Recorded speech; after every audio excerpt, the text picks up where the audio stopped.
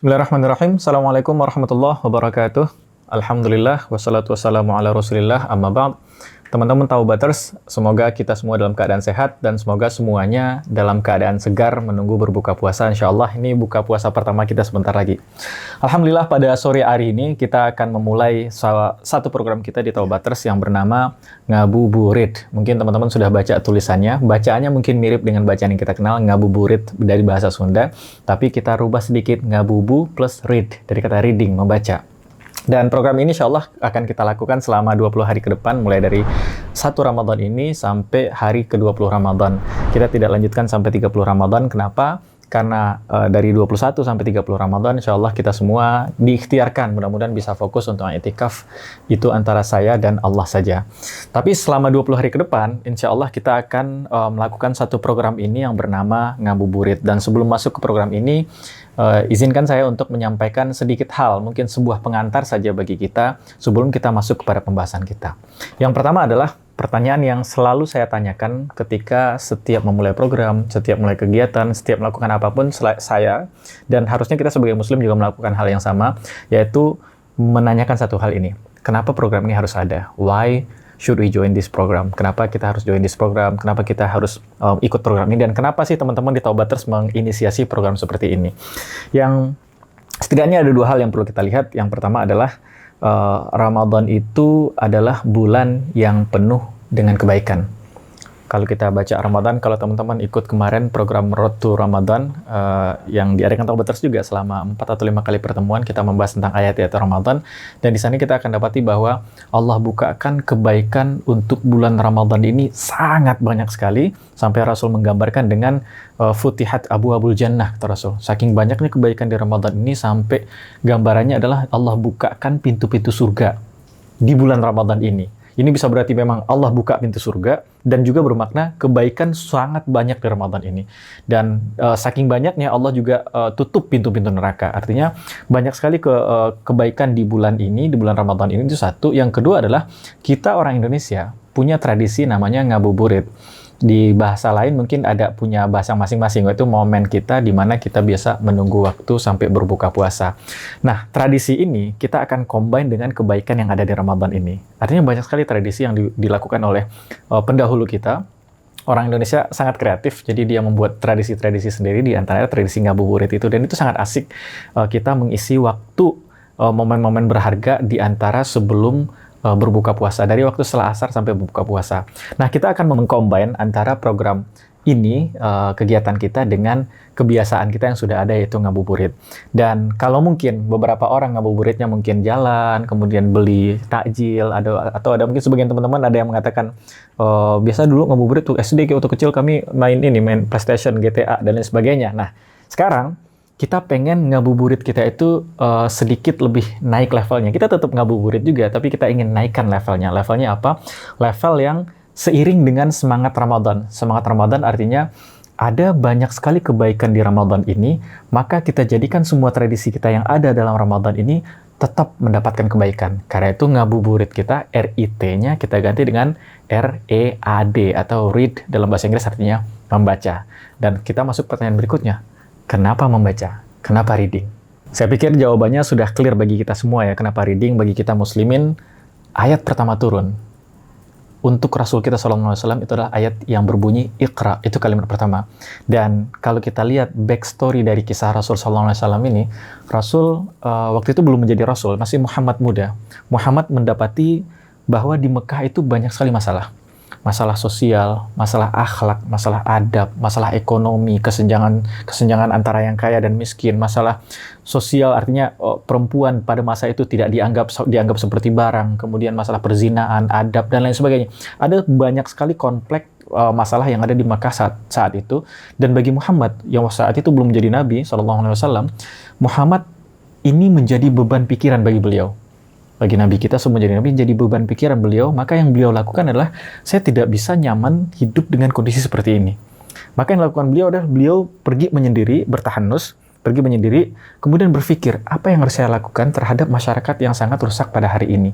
Beliau berpikir cukup lama, dan sampai Allah berikan wahyu pertama kepada Rasul kita Muhammad SAW.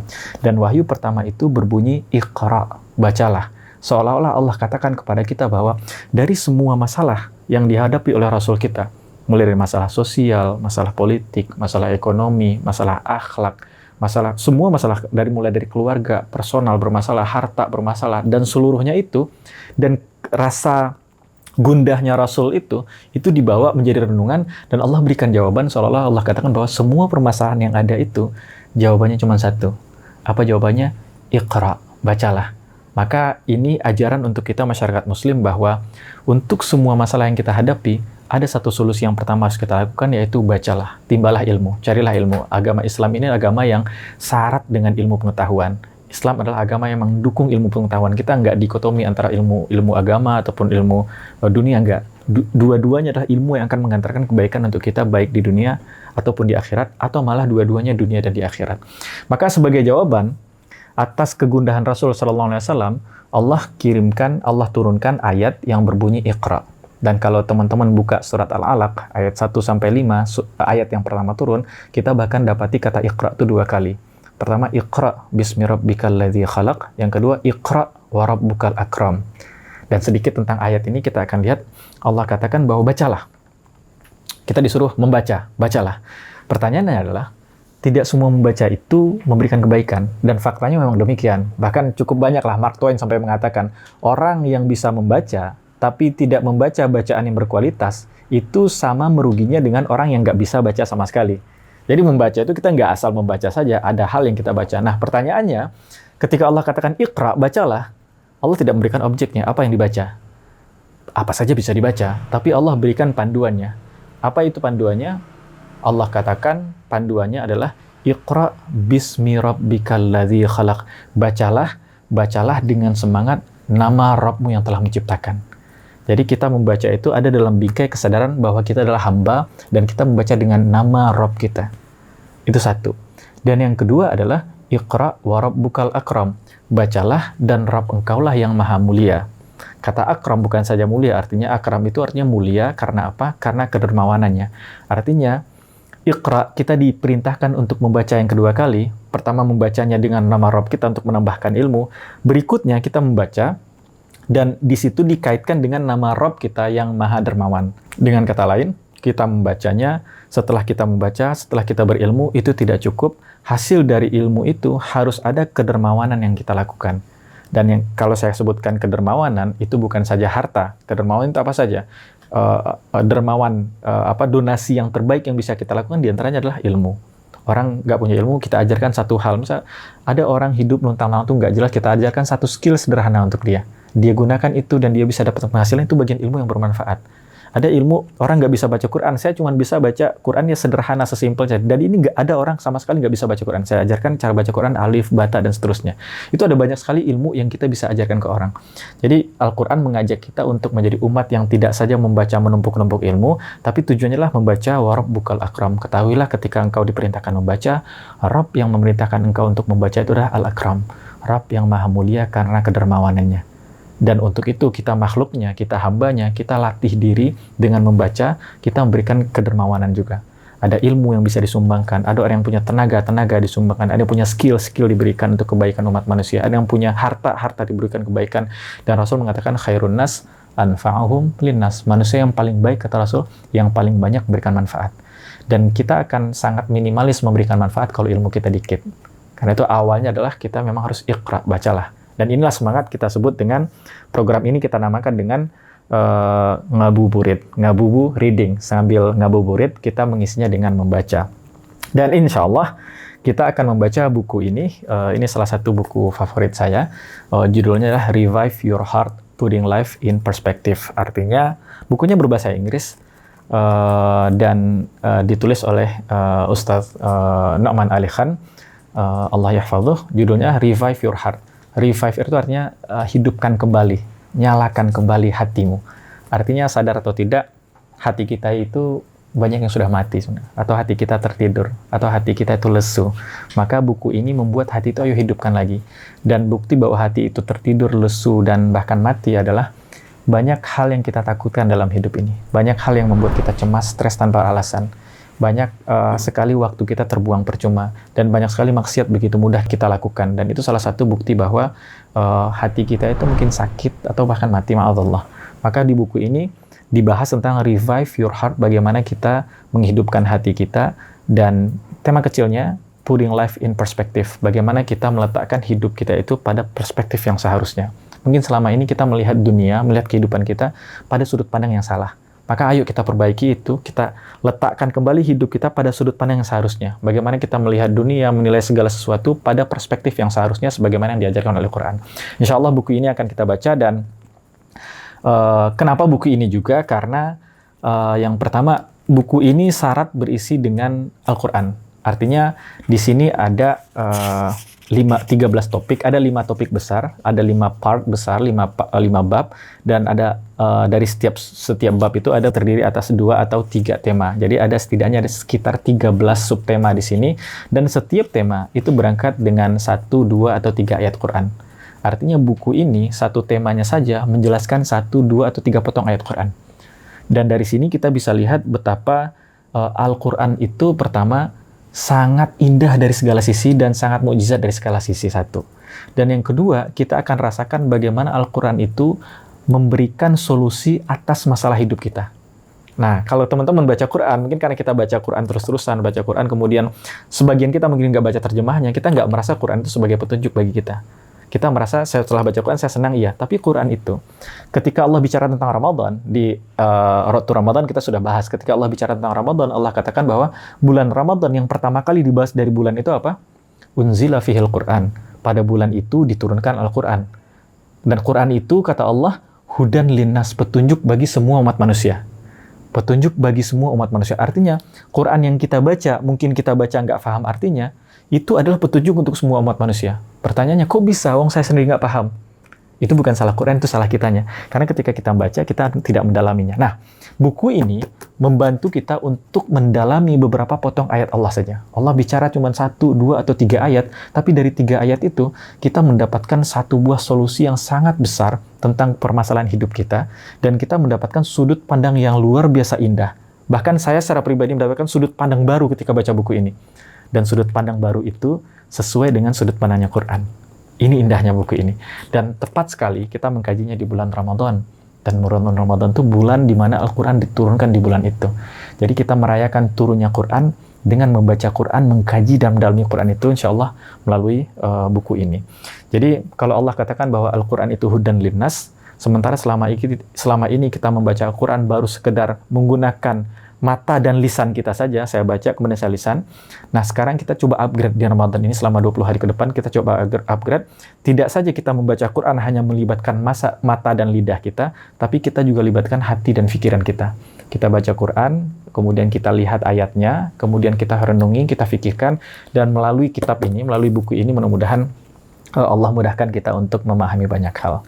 Dan sedikit juga tentang membaca buku, ini sebenarnya tradisi muslimin yang sudah ada dari dulu, tapi hari ini sedikit yang melakukannya, kecuali di beberapa negara Arab itu masih lakukan. Ketika saya masih di Kairo dulu, saya masih mendapati bagaimana para ulama mengajarkan satu kitab, dan satu kitab itu diajarkan bisa dalam pertemuan yang banyak sekali. Saya ada kitab Al-Ba'ithul Hadis, itu kitab hadis dasar itu sebenarnya.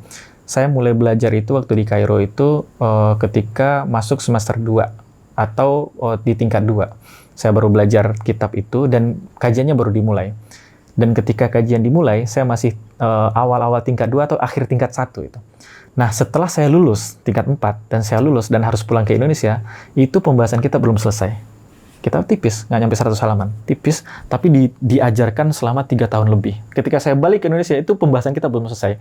Artinya, muslimin dari dulu terbiasa membaca kitab, dari membaca atau membacakan kitab. Dari sini sampai ke sini.